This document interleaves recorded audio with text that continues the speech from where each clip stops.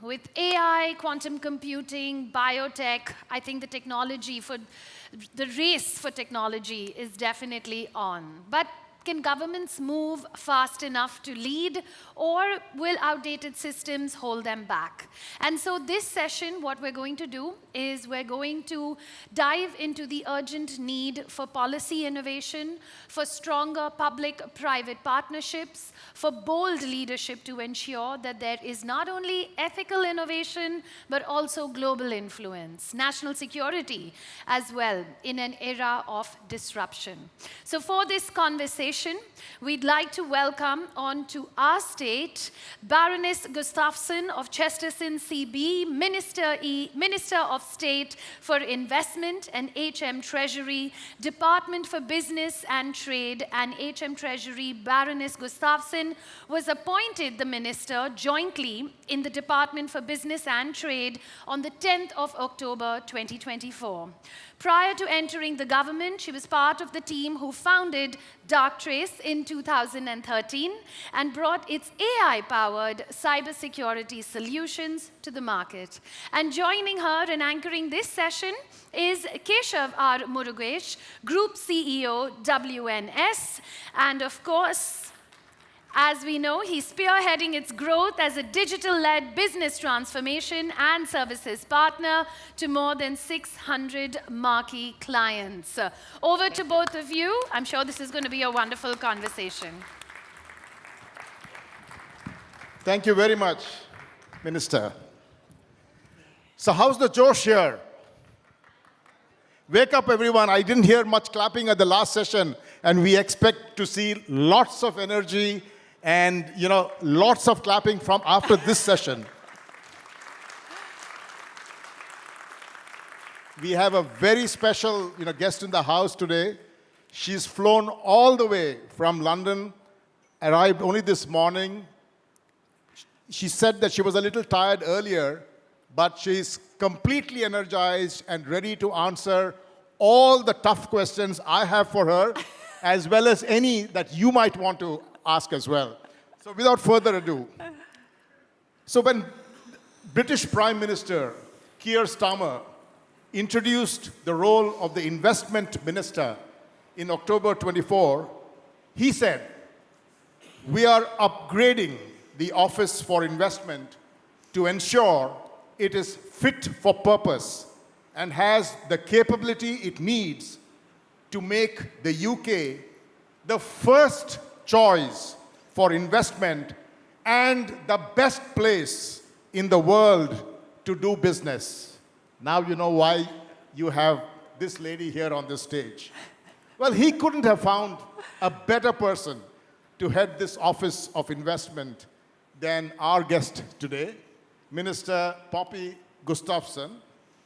She has actually traversed the length and breadth of industry and finance. Can you imagine? Corporate controller, CFO, and chief executive before joining the UK government as Minister of State for Investment. Not only is she a CFO and a chartered accountant, she's a mathematician and cyber defense expert.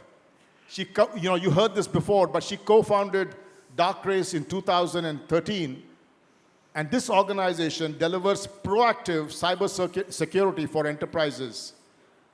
Now hold your breath. She's been named Tech Businesswoman of the Year, at the 2021 UK Tech Awards, CEO of the Year at the 21 Digital Masters Awards. And while all of us spent this whole day talking about what we would do with digital and technology and this, that, and the other, this lady here has done all of it. She ran autonomy. She created Darktrace. Before we all knew it, she had sold it for $5.3 billion US, become a minister, and is now sitting here. That's what we all have to learn from her. We are really proud to have you on this stage, Minister Gustafsson, and thank you very much for being with us. Thank you very much. What a wonderful welcome. I sort of, listening to that, I suddenly now realize why I feel so tired. I thought it was a jet lag. Well, you have to wake up. You can't be jet lagged now, because first question for you is, as the Office for Investment, your office seeks to strengthen government-business partnerships. So how do you envision the future of public-private partnerships? And is a radical shift needed? And what really defines next-gen relationships and models? Yeah, thanks. I think I feel like I must have the best job in the world. And I know all of you are going to say, no, I've got the best job in the world. But I think the joy, about working with investment is who doesn't want investment? And in the UK right now, there's so much happening, as it is here in India, in terms of technology and artificial intelligence and all of the innovation that's happening around the energy transition. And governments all around the world are setting these big, lofty goals. And the only way that we're going to be able to hit those goals is by working with the private sector to really pull in a whole bunch of investments to sort of go off and accomplish everything that we've set for ourselves. So it's a really exciting role to be in. And it's a really sort of meaningful, purposeful one. I think as well, given my CEO experience, I'm also deeply competitive. And I want the investment offering that we in the UK offer to our investors, whether they're from India or anywhere in the world, to be some of the best in the world, if not the best in the world. And so to that end, we've been really thinking about how we establish an office for investment to offer a much better sort of concierge service for our investors, to help navigate the necessary process that is there for good reason, but investors might need a little bit of help sort of navigating through. And that could be things like planning applications. I've had a lot of conversations about planning applications and how do we make sure we're investing to making that process easier? How do we help people navigate the government organizations? How do we find and highlight really exciting investment opportunities? And so my goal is, by expanding the Office for Investment, I can bring in a whole bunch of people with some really good, deep sector expertise whose job it is to support those investors as they think about expanding their business in the UK, or likewise, UK investors that are thinking about expanding their businesses in India or otherwise. Well, you're still talking like a CEO. That's fantastic. As soon as I stop talking like a CEO, that's probably when I stop adding any value. So, well, I'll quickly shift. I mean, we are in India, and frankly, the UK and India are very logical, trade partners. Everyone spoke a little while ago about potentially the next set of discussions on the free trade agreement starting. The previous government, kept talking about agreement potentially being signed at one Diwali after the other, right? I want to know from you, how can both governments now create the right frameworks to accelerate investment and joint innovation, and any target dates for signing? I think, while we're all sat here, this is where the real action is happening, here, today, on this stage and in this room. But elsewhere, I think the Secretary of State is engaged in India, so the UK Secretary of State in India, to talk about the free trade agreement and have those discussions underway. So that is a hot topic that is happening right now as we are speaking here on this stage. But I remind you, we heard some of those wonderful statistics. It was 42 billion, I almost overstated it by a billion, that 42 billion pounds worth of trade is happening every year between our two nations. So I really want to see this free trade agreement signed, because it gives us an opportunity to build on that great trading relationship that is very long and has existed for many, many, many decades. But that's not to say that it's an essential part. As we've demonstrated, all of that trade is still happening. It just gives us a chance to sort of turbocharge it and take it and build on that even further. What I am really excited about, though, that was signed in July of last year, is the TSI, so the Technology and Security Initiative. I have to write that down because there's so many three-letter acronyms in government, I forget them all otherwise.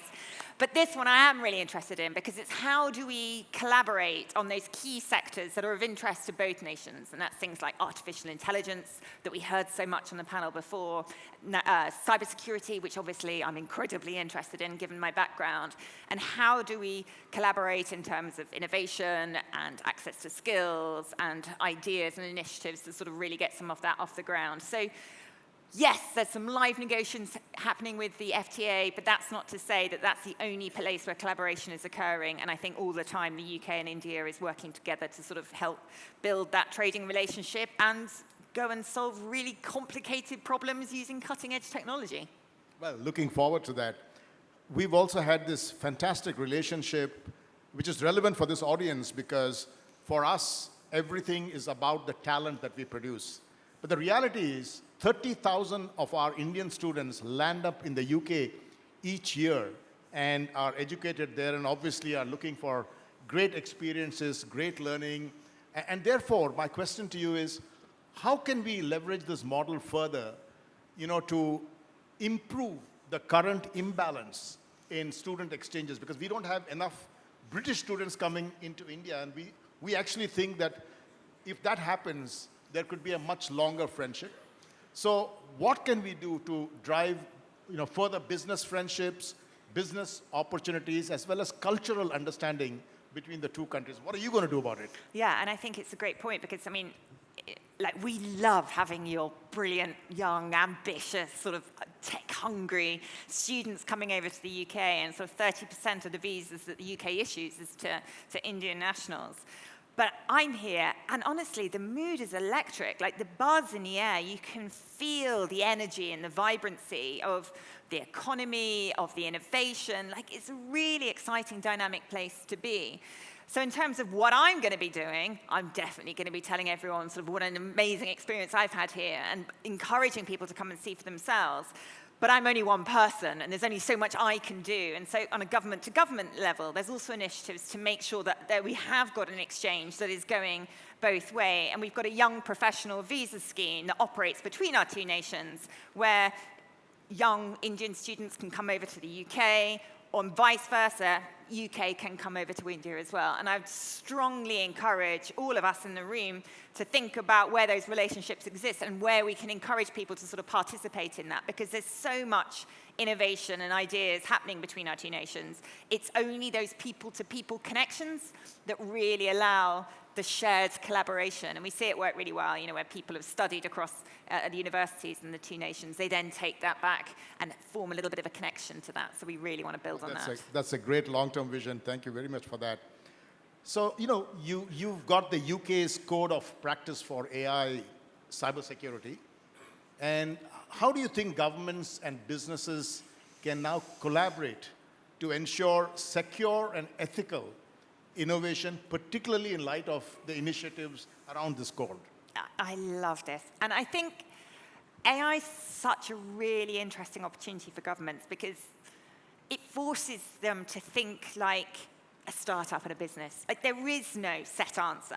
And it is a selection of apparent contradictions. Like there's a huge opportunity, but then there's risk that needs to be managed. Is it something that you really invest in, or is it something that you regulate against? How do you manage privacy with the idea that you want open collaboration? And it's all of these contradictions that we have to sort of work together and collaborate with. And we're not going to always get them right. Like sometimes the pendulum will swing too far in one way and you have to course correct.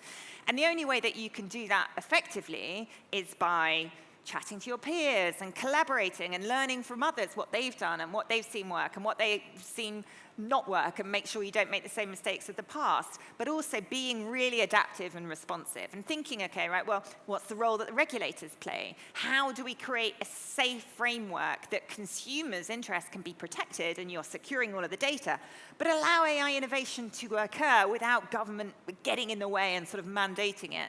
So I think it's that balance and the sort of nature of the contradictions that we're trying to navigate that I think is really interesting. Well, this audience here loves visiting the UK, I can tell you for sure. And many of these people like to stay on for the long term as well. So one of the questions I have for you is, how would you leverage your position to reshape the narrative around the current tax proposals, which are making a lot of headlines at this point in time, and which outside consultants say are forcing many high net worth individuals and CEOs to consider leaving the UK. So what steps are you considering to take to encourage investment and retain leaders? Firstly, please don't leave the UK. We really value and sort of love people that are bringing in those investments and jobs and hugely value them. And I think one of the things that we've said is that, all of the reforms that having around sort of non-domiciled individuals is not about changing any sort of pre-existing double tax arrangements, so nothing's going to change there. But the Chancellor's got a really difficult job. I love the Chancellor. She's an incredibly sort of focused, tenacious woman, but she's also very thoughtful and she's very open to listening to people's concerns. And I know that there's been a really good, open dialogue where she has met with people from the nasscom delegation to understand their concerns and sort of listen and to hear those. What this is her trying to make some really difficult decisions, and she's not afraid of a difficult decision, to make sure that the UK tax system is as fair and transparent for people as it can possibly be.